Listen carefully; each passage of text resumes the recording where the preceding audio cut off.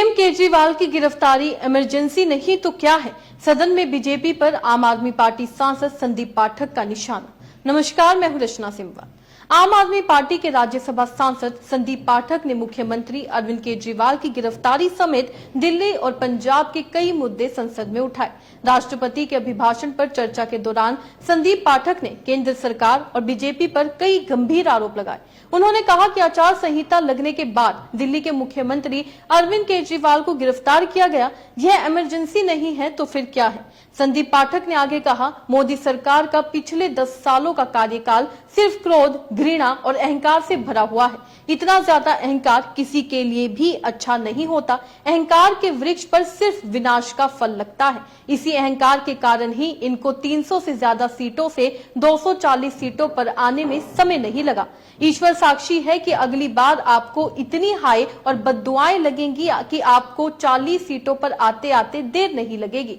सुनिए संदीप पाठक ने संसद में क्या कुछ कहा। ऑनरेबल चेयर सर, इसमें चौथा पक्ष आपको देखना पड़ेगा जेल का। आज से पहले तक चुनाव में जेल का कोई रोल नहीं होता था।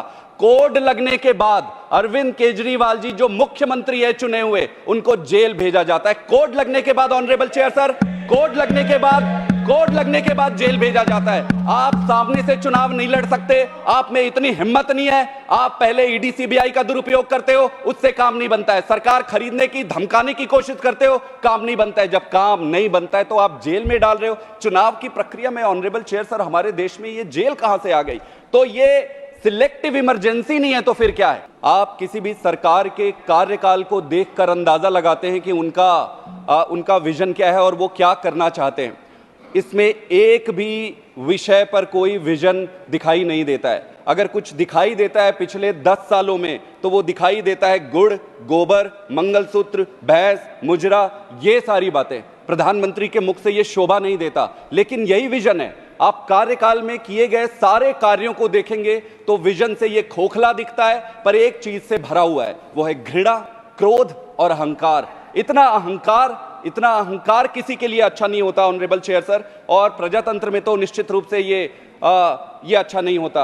अहंकार के वृक्ष पर सिर्फ विनाश का फल लगता है। 400 से 240 आने में समय नहीं लगा ऑनरेबल चेयर सर। तो सुना आपने, आप सांसद ने यह भी कहा कि किसी भी सरकार के कार्यकाल को देखकर यह कहा जाता है कि उस सरकार का लक्ष्य क्या है और वह सरकार क्या करना चाहती है। इस सरकार के एक भी विषय में कोई विजन नहीं दिखाई देता। इनके पिछले 10 सालों में सिर्फ गुड़, गोबर, मंगलसूत्र, भैंस, मुजरा जैसी बातें सुनाई देती है। देश के प्रधानमंत्री के मुख से इस तरह की बातें शोभा नहीं देती। उन्होंने आगे कहा, प्रजातंत्र का सबसे बड़ा आधार चुनाव होता है, लेकिन आज चुनाव की प्रक्रिया को ही नष्ट करने की कोशिश की जा रही है। अगर आप भारत के चुनाव आयोग के अंदर ही निष्पक्षता नहीं रखेंगे तो आप निष्पक्ष चुनाव कैसे करा पाएंगे? अगर चुनाव में लगने वाले पैसों पर कोई रोक नहीं रहेगी तो देश का एक आम आदमी कैसे चुनाव लड़ेगा?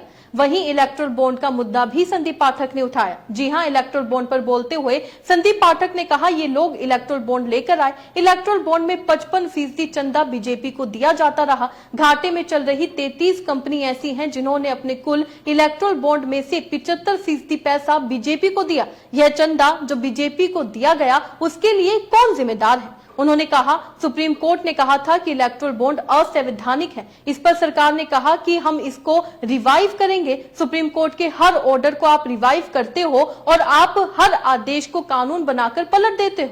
इसमें प्रजातंत्र कहां है? आज देश में सिलेक्टिव इमरजेंसी लगाई गई है। वहीं उन्होंने दिल्ली के पानी के मुद्दे को भी उठाया। जी हां, दिल्ली में पानी का मुद्दा उठाते हुए संदीप पाठक ने कहा, इन्होंने दिल्ली का 100 MGD पानी कम कर दिया। 28 लाख लोगों को बीजेपी ने पानी के लिए तरसा दिया।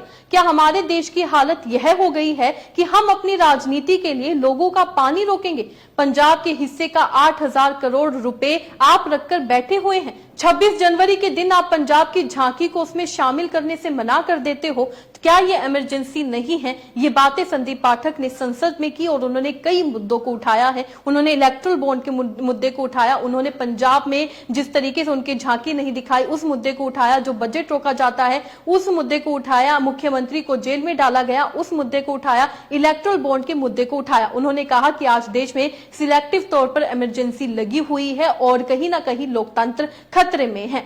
जो कुछ संदीप पाठक ने कहा उससे आप कितने सहमत हैं, कमेंट में लिखकर जरूर बताइएगा। इसी तरीके से देश और दुनिया से जुड़ी हर छोटी सी बड़ी अपडेट के लिए FBN यानी फ्रंटलाइन ब्रेकिंग न्यूज के साथ बने रहिएगा। धन्यवाद।